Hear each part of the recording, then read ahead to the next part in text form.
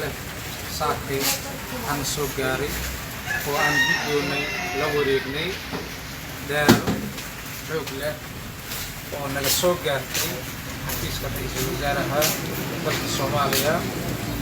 مدن حسن علي خيري داو اسمه سوديبان حفيز كسكسون بحضي أيام معتمد داو ديبان بدوني لوريقني ما شاء الله waxaan rabnaa inaan ugu mahadcelino marka ugu horeyso dawladda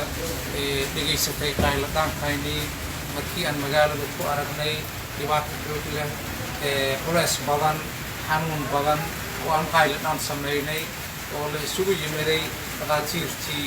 iyo caafimaadkii hay-adii caafimaadku dhan ay isugu yimideen qayladaankii aan sameynay dawladda kasoo jawaabtay aad iyo aad ayaan ugu mahadcelihaynaa waxaan rajaynaynaa intaan inka badan inaan sugi doono mar labaad iyo saddexaadba waxaan isleenahay marka waa meel weyn magaalo weyn oo haddana dhibaatadeeda aan isleenahay aad bay u ballaaran tahay kuma filna daawada la soo gaarsiiyey iyo agabka soo gaaray wasaaradda caafimaadka dowladda goboleedka koonfur galbeed Soomaaliya iyo wasaaradda caafimaadka dowladda federaalka iyo xafiiska ra'iisul wasaaraha si laga nugul ugu soo jawaabay baahidayni ama qayladaankayni waa ugu mahadcelihaynaa waxaan idin leenahay sida aad u garab taagantihiin umadiina meel kastoo ay joogto waad ku mahadsantihiin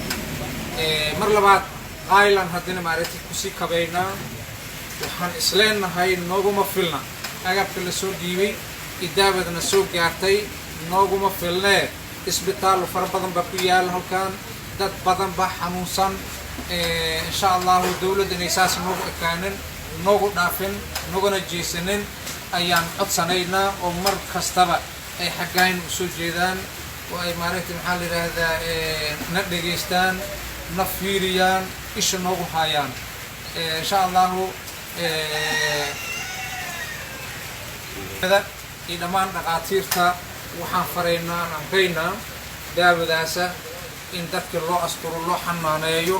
agabka loo xanaaneeyo dadku la dhexgalo baaritaan xoog leh lagu sameeyo sida ugu dhaqsiyaha badan dadku sambalkooda in la dhiibo si loo baaro loo hubiyo caafimaadkooda iyo xaaladahooda yaan laga fadhiisanin tiimamkii aan hore u sameynay ee wacyigelinta waday waxaan weynkan aan leenahay wacyigelintii hal laba jibaaro hore ha u sii socoto waxaan dareemaynaa calaamadihii cudurka oo weli si zaaidayo kor u sii socdaan marka insha Allah mar haddii agabka isna soo gaaro waxaan isleenahay qof kasta oo xanuunsan gurigiisa ayaa loogu tegayaa bulshadana dhammaanteeda waxaan weydiisanaynaa inay ogolaadaan in la baaro caafimaadkooda la hubiyo sidoo kale waxaan ku soo noqonayaa xafiiska ra'iisul wasaaraha iyo dowladda koonfur galbeed Soomaaliya wasaaradda caafimaadka dhammaan mar labaad waxay idinku baaqayaan mar haddii aan helno daawadii iyo agabkii waxaa naga dhiman meeshii aan ugu talagalnay karantiilkii dadka bukaanka qaba markii la baaro la geey lahaa waxaan codsanaynaa in nolo dayactiro nolo qalabeeyo sariirihii iyo wixii loo baahnayo qofka bukaankaas u baahnaa in maaragtay loo dhammaystiro mar haddaan helnay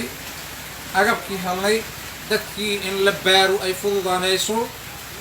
markii la baaro qofka haddii asigoo xanuunkiisii aan hubinay ma jiifi karo gurigiisa mana oolaa karo qofkaas in la soo qaado meel gaar lagu xanaanay ayaa u baahan yahay lagu tarankiiro marka bartii aan u baahannahay in la dayactiro la qurxiyo